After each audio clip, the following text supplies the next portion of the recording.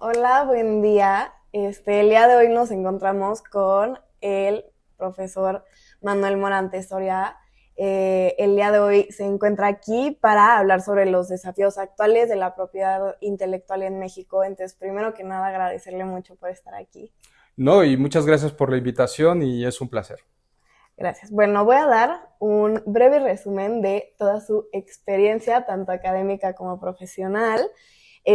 Bueno, el licenciado es asociado del Departamento de Litigio en Propiedad Intelectual en Arochi y Linder, México, desde 2004 y cuenta, pues, con muchísimos años de experiencia en todo el desarrollo de estrategias de litigio, como ya mencioné, específicamente en propiedad intelectual. Es licenciado de Derecho por la Universidad Panamericana, también tiene estudios de posgrado, incluyendo diplomados en Antropología Filosófica y estudios de doctorado de Derecho, también en la Universidad Panamericana. Es miembro de la Asociación Mexicana para la Protección de Propiedad Intelectual y Asociación Internacional de Marcas, y también ha participado en el Comité de Legislación de la AMPI desde el 2010. Y pues el día de hoy justo está aquí porque fue mi maestro, ya que imparte las cátedras de Derecho Comparado, Internacional Público, Derecho Sociedad de Estado, en la Facultad de Derecho de la Universidad Panamericana, y también ha escrito varios artículos, uno siendo Life and Science Intellectual Property Review, otro siendo La Industria Farmacéutica, Derecho a la Salud y Propiedad Intelectual, El Reto Equilibrado, publicado en el Instituto de Investigaciones, y también las obras de Overlapping Intellectual Property Rights, publicado por Oxford University Press en 2012.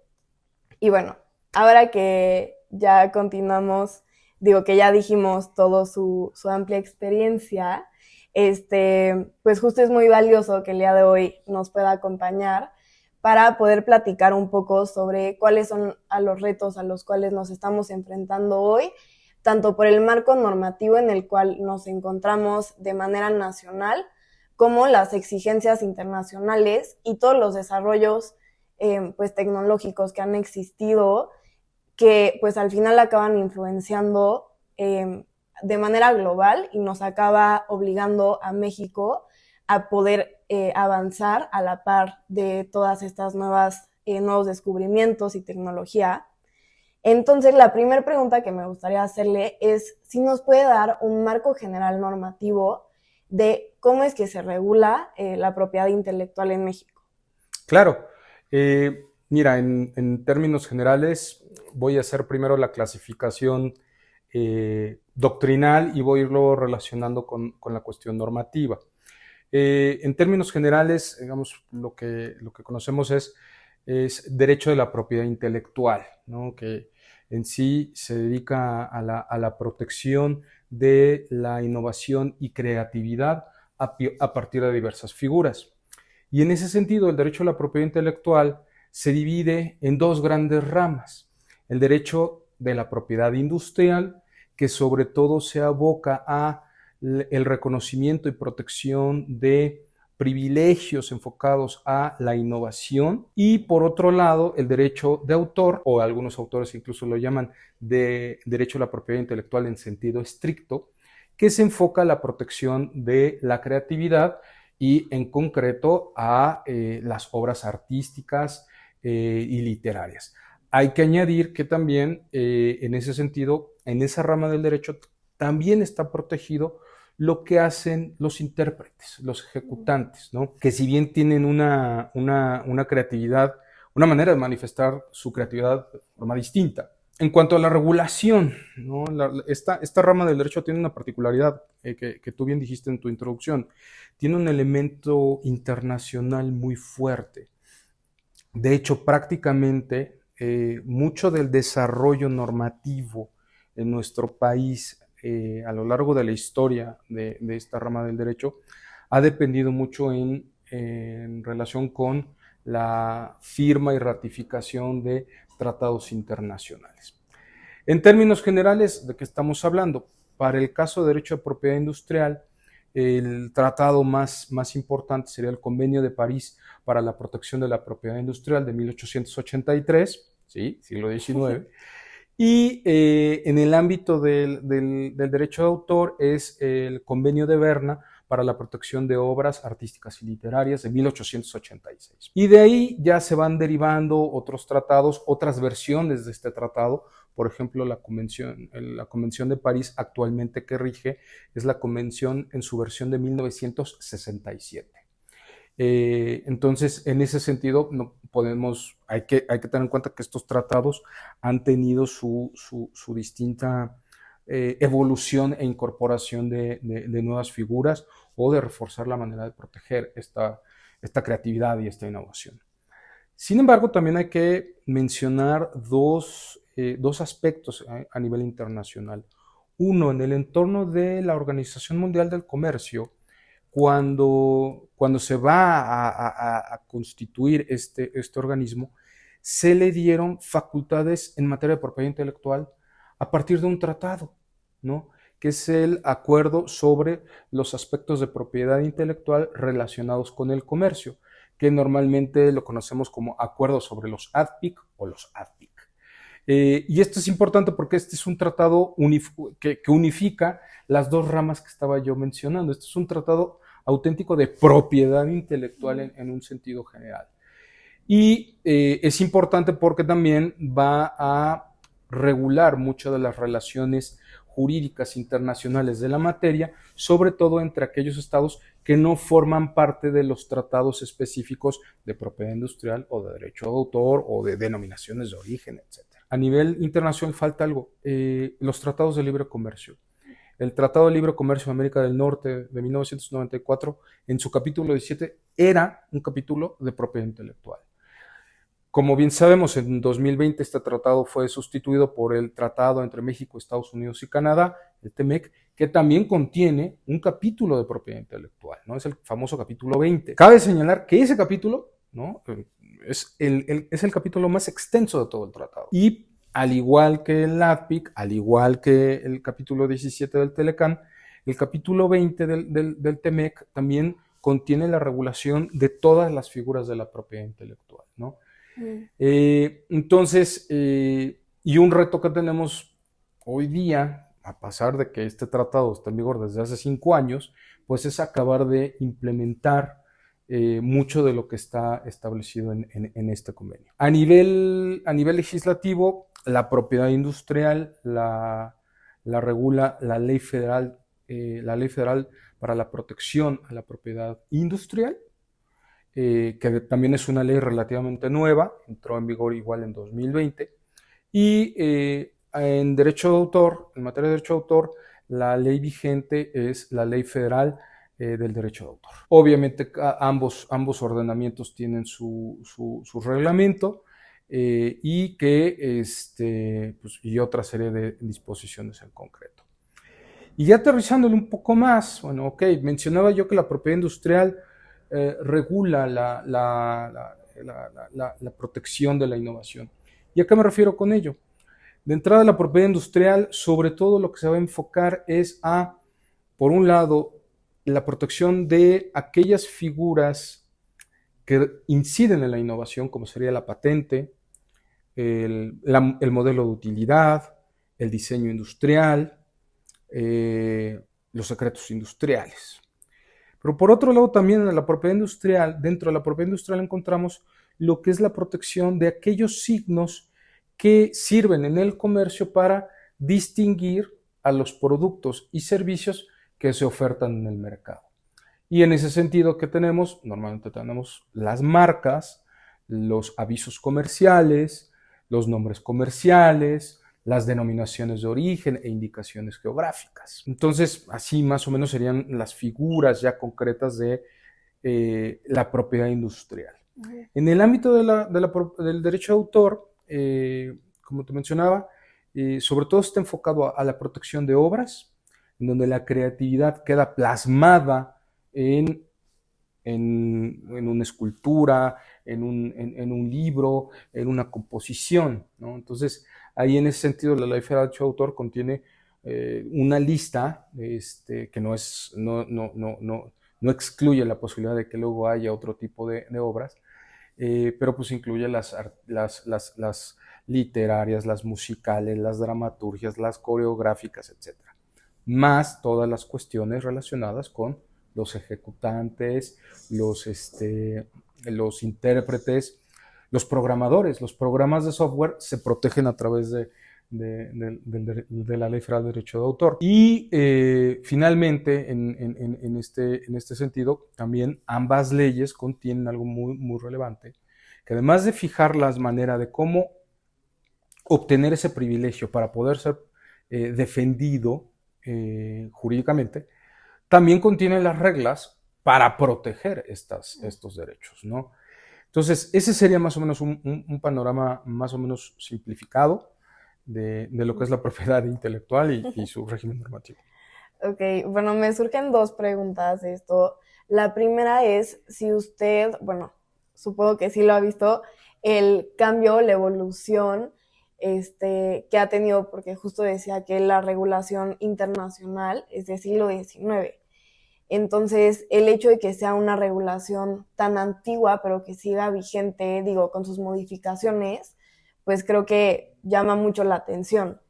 ¿Qué cambios o qué evolución principal ha usted visto? Sobre todo, creo, en el marco internacional, que es el que marca la pauta para el ámbito nacional y cómo nuestros sistemas, pues justo se tiene que ir adaptando, ¿no? Mira, a nivel internacional, ahora sí que podemos decir. A mediados del siglo XX, por ejemplo, se incorpora ya como una figura de protección que son las denominaciones de origen, ¿no? La denominación de origen es una palabra que designa un producto que tiene unas características determinadas a partir de la geografía y su forma de producción. En México se empezó a regular esta figura hasta la década de los 70, ¿no? Con nuestra primera denominación de origen, que es el tequila, ¿no? Entonces, y de ahí ha venido un desarrollo, por ejemplo, paulatino, de mejorar la manera de obtener la declaración de protección de esta denominación de origen. Y luego se incluyó otra figura que es como la prima hermana de la denominación de origen, que es la indicación geográfica, que en México apenas se incorporó hasta 2018, una reforma que hubo en abril del 2018 a la ley anterior, a la ley de la propiedad industrial, y que ya está incorporada en la ley actual, la Ley Federal de Protección a la Propiedad Industrial. Otro elemento que también a nivel internacional se ha ido configurando y que se ha ido aterrizando a nuestra legislación es los esquemas de protección en contra de la piratería y la falsificación. Es un problema que tenemos en México muy grande, en donde se lleva a cabo la falsificación de marcas y el pirateo de obras, ¿no? Tenemos una cuestión cultural, tenemos una cuestión de facilidad, que podremos dedicarnos horas y horas y horas para hablar de la piratería y de la falsificación, pero lo cierto es que a nivel internacional, sobre todo con el acuerdo sobre los ADPIC y el Telecan, México tuvo que empezar también a establecer mecanismos más sólidos para combatir la falsificación de marcas y la piratería de obras. Y ahí te añado algo más, ¿no? En el ámbito del TEMEC y en algunos tratados comerciales anteriores, pero aquí el más relevante tal vez el TEMEC, se nos impusieron también obligaciones a nivel internacional para la protección de los derechos de propiedad intelectual en el entorno digital, ¿no? Entonces, también la reforma que tuvo la Ley Federal de Derecho de Autor en 2020, precisamente para establecer estos mecanismos, derivan de este tratado, ¿no? Entonces, estos serían tres ejemplos que se me ocurren. Uno más, y ya con este concluyo, el régimen de patentes, ¿no? También el régimen de protección de patentes y sobre todo el de patentes farmacéuticas también ha tenido una derivación a partir del desarrollo del acuerdo sobre los ADPIC, del TEMEC, del Telecan y del TEMEC, y que hoy por hoy también tiene un esquema específico de protección, ¿no? Ok, ay, son muchas ramas. Sí. Pero bueno, ya una vez asentado justo las ramas, el marco normativo, y la evolución, me gustaría ya adentrarnos un poco en los desafíos que existen el día de hoy. Entonces, digo, la pregunta principal que queremos saber es cuáles son los desafíos, y también yo ahí o sea, un poco de la mano con eso, es si esos desafíos los ve tanto en propiedad intelectual y en derechos de autor por igual, o si cada uno enfrenta distintos desafíos. Creo que sobre todo hablando, por ejemplo, de la tecnología o de esta parte de falsificación, de inteligencia artificial, no sé si en ambas ramas se podrían ver de la misma manera o tener el mismo impacto. Mira, respecto a la inteligencia artificial, ah, es un reto no nada más para el derecho a la propiedad intelectual, sino prácticamente para todas las ramas del derecho, ¿no? Yo creo que no vamos a acabar todavía de identificar cuáles son todos los retos. Podemos ya tener eh, ciertas cosas que se están dando.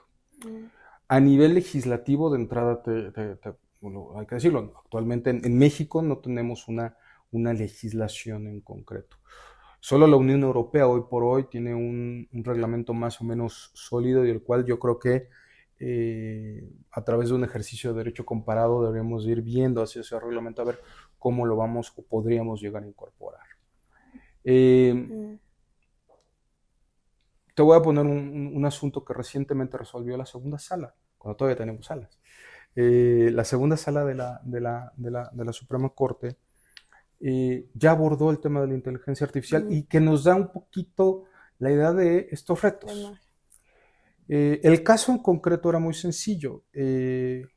Una persona pretende registrar como obra artística una creación hecha por inteligencia artificial.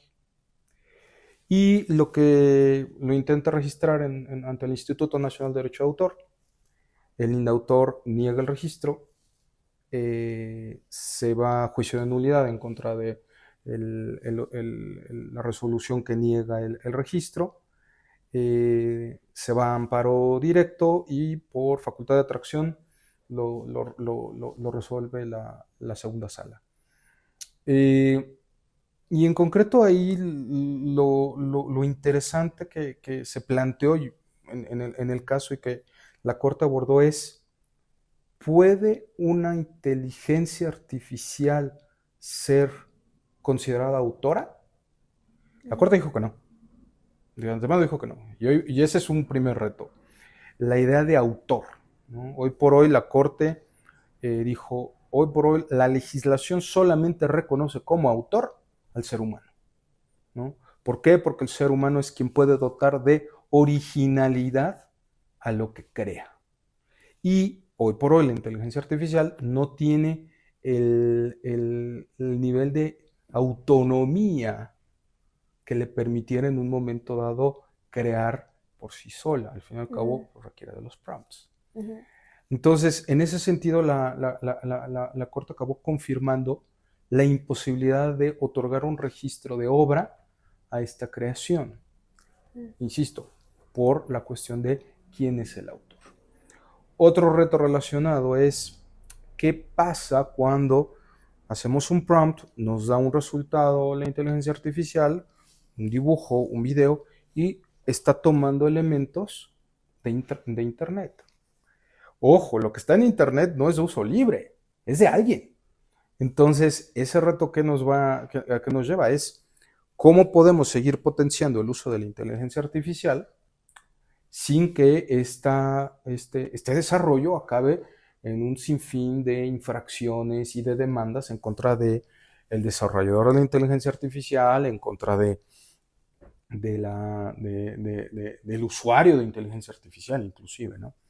Entonces, yo creo que por ahí hay otro reto, ¿no? ¿Cómo hacer que al momento que la inteligencia artificial vaya construyendo su respuesta, no violente estos derechos? 3, y yo creo que también lo vamos a tener, que aquí no es tanto de propiedad intelectual, pero tiene un punto en contacto porque en realidad también afecta derechos humanos, derecho penal, derecho civil, etcétera, como es el uso no autorizado de la imagen de una persona.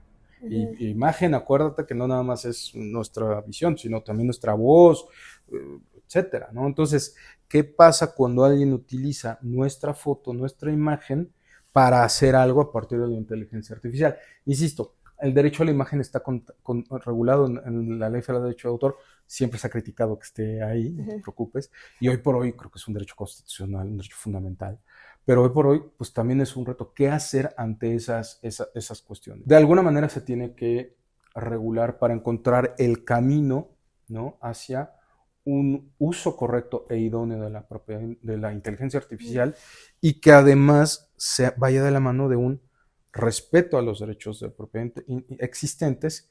Y vendría la siguiente pregunta, ¿no? ¿Cómo proteger lo que se cree con inteligencia artificial, ¿no? Ese es un reto.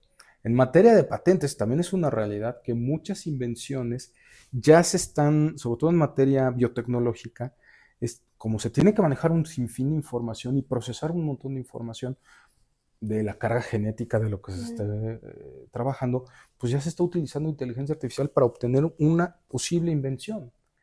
Y volvemos a lo mismo, las leyes en general establecen que solamente los humanos pueden ser considerados inventores. Entonces yo creo que ahí tenemos un reto sobre quién va a poder ostentarse, ¿no?, como titular de estos derechos. Creo que cada una de estas ramas tiene sus particularidades, sus retos, pero de que la inteligencia artificial va a generar para esta rama del derecho una serie de respuestas, es indudable, ¿no? ¿Que necesitamos una ley? Yo creo que sí, pero más que una ley, yo creo que necesitamos una buena planificación legislativa para reformar las leyes que ya tenemos.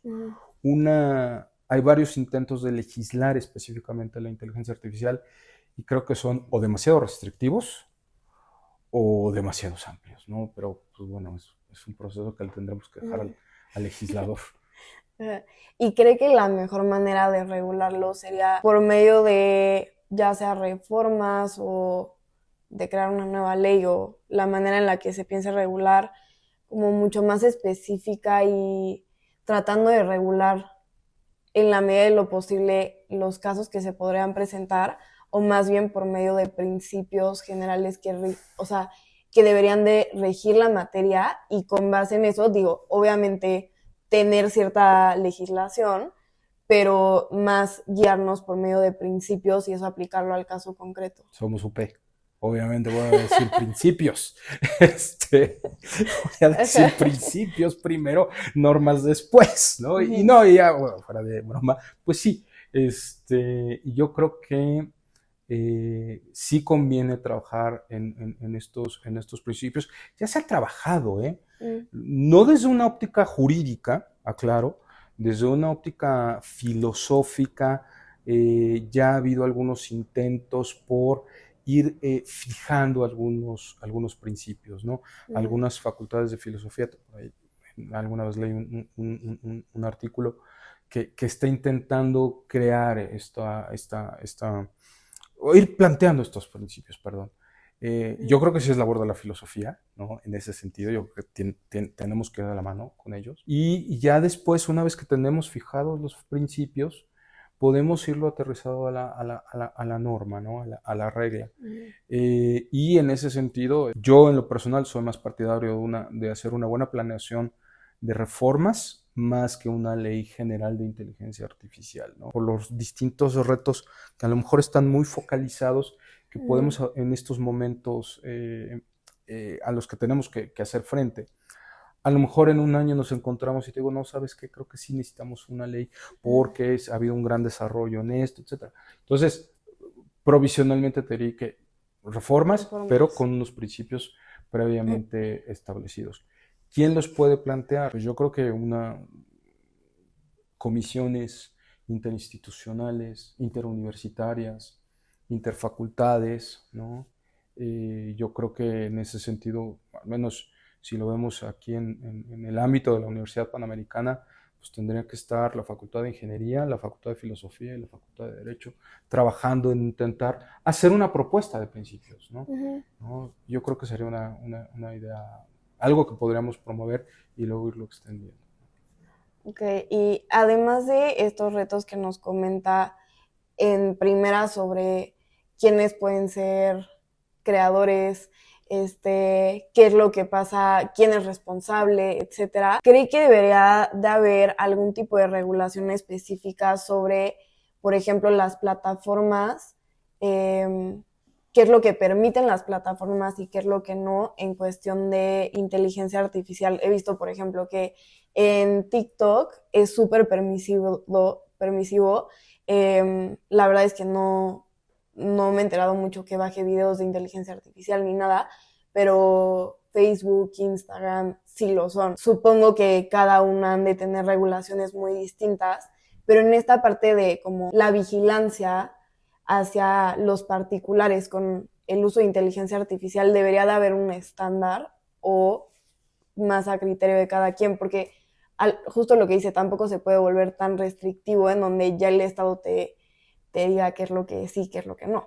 Mira, tu pregunta es muy interesante porque estás abordando algo que a veces en las facultades pasamos un poquito por alto. Creo que hoy por hoy, desde hace muchos años, no podemos negar que tenemos nuestra vida real, que estamos aquí, tú y yo, ¿no? Teniendo esta conversación, pero a la vez tenemos voy a ponerlo entre comillas, nuestra vida virtual, ¿no? Lo que mostramos en nuestras distintas redes sociales, las que tengamos. Y normalmente cuando estamos llenando los datos para poder generar la cuenta, cuando viene el cuadrito que dice, ¿aceptas los términos y condiciones? Pues normalmente le digamos, sí, órale, ya quiero empezar a ver, subir, comentar, postear, etcétera, ¿no?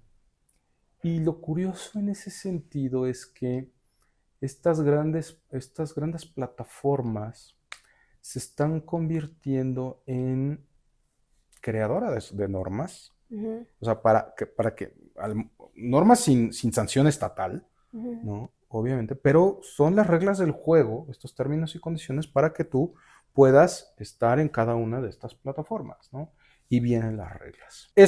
¿Cuál es el problema? Como tú bien notaste, pues que va a haber términos y condiciones más flexibles o más rígidos dependiendo lo que en un momento dado consideren como algo valioso de lo que quieran reflejar como marca, ¿no? Cada una de estas plataformas. Yo creo que en ese sentido, vuelvo a los principios que platicamos, yo creo que un buen conjunto de principios aplicables a la inteligencia artificial podría en un momento dado servir para generar unos ciertos parámetros que pudiesen dar algún tipo de homogeneidad entre estos términos y condiciones respecto al uso de la inteligencia artificial. En última instancia, yo creo que, y esto nada más aplica a redes, hoy día lo que creo que nos debemos tener conscientes es que si vamos a usar inteligencia artificial, debemos decir que la estamos usando. Quiero pasar rápido a otro tema que usted mencionó fuera de cámara, que también es otro reto y me pareció muy interesante y que es el patrimonio cultural de comunidades indígenas. Entonces me gustaría que como primera aproximación nos dijera cuál es la relación de la propiedad intelectual con el patrimonio cultural, porque pues creo que no cualquiera se lo imaginaría, pero tiene mucho que ver, tiene lógica. Sí. De hecho, voy a partir de dos antecedentes. Hasta antes de 2020 se consideraba la Ley Federal de Derecho de Autor que todas las creaciones, ¿no?, artísticas y elementos culturales, elementos del patrimonio cultural de estas comunidades, de las comunidades y pueblos indígenas, estaban en el dominio público. ¿Qué significa que una obra o una invención esté en el dominio público? Que este privilegio que está sobre la invención o sobre la obra, terminó. Una particularidad que tiene este tipo de derechos es que son temporales. Algunos duran más, otros duran o menos, pero todos son temporales. Pero cuando acaba la vigencia de estos derechos, tarde que temprano, la obra o la invención entra al dominio público y al estar en el dominio público ya no hay una restricción para su reproducción, su explotación, etc. Entonces al haber estado consideradas estas manifestaciones culturales y artísticas en el dominio público, pues, ¿qué es lo que pasó? Este tipo de cuestiones que veíamos, algunos diseños que eran utilizados por algunas casas de moda para, pues ahora sí, determinadas temporadas, hacer alusión a México, hacer alusión a una comunidad, pero pues la comunidad pues se quedaba sin ningún tipo, si bien le iba de reconocimiento, pero a veces ni siquiera alguna cuestión económica. Y en eso también se publica una ley que es la Ley Federal para la Protección la Ley Federal para la Protección del Patrimonio Cultural de los Pueblos y Comunidades Indígenas y Afromexicanos, un nombre muy largo, y que en ese sentido busca, por un lado, hacer una definición, dar una definición de estos elementos culturales, que son aquellos elementos que pueden tener un valor simbólico entre todas estas comunidades, y que obviamente va a poner restricciones a la manera como se pueden proteger los derechos de propiedad intelectual. Yo ya no voy, ya una persona, una empresa, una persona física no va a poder querer registrar como marca o obtener como obra algún elemento del patrimonio cultural. Y ahí viene el reto. ¿Cómo vamos a saber si algo está protegido? Si tú quieres registrar una marca, pues lo primero que tenemos que hacer es hacer una búsqueda en los archivos del Instituto Mexicano de la Propiedad Industrial y ya podemos ver si es esa marca registrable o no. Pero tenemos un acervo muy grande y que en general funciona. Pero en este caso, si de repente a mí me llega, quiero registrar este símbolo, está muy bonito, ¿no? Y tener un registro similar, no lo tenemos aún, está contemplado, pero quién sabe para cuándo va a terminar eso, ¿no? Entonces, hoy por hoy tenemos que tener mucho cuidado porque además esta ley contiene una serie de sanciones de carácter administrativo y penal de cuidado y que en ese sentido la misma autoridad está teniendo muchos retos para ver cómo aplicarla, ¿no? Entonces, lo cierto es que hoy hay una preocupación, por un lado social, ¿no? De que no se lleve a cabo esta apropiación cultural no autorizada de estos elementos, y por otro lado está la cuestión de, ok, va, ¿y cómo va esta comunidad a explotar, si quiere hacerlo, este tipo de elementos? Porque también dentro de las comunidades hay mucha diversidad y, como lo dije, la carga simbólica es fundamental. Es que no podemos reproducir este signo porque para nosotros es referente de nuestra cosmovisión y no podemos mercantilizarla en estampas, ¿no? o en un diseño. Y habrá otros que dicen, no, mira, no tiene una carga simbólica, pero nosotros tenemos una tradición de cómo hacerlo y queremos que se nos reconozca y, ¿por qué no?, obtener un lucro por ello. Entonces, aún la misma relación que tienen los pueblos y comunidades indígenas con esos elementos culturales también es complejo. Ahí necesitamos también echar de la mano de los antropólogos, así como decía que los abogados de propiedad intelectual tenemos que estar con los ingenieros y con los filósofos para intentar tener estos principios en relación con la inteligencia artificial. Yo creo que en este sentido los abogados de propiedad intelectual tenemos que estar de la mano de antropólogos e historiadores, ¿no? Y sociólogos, ¿no?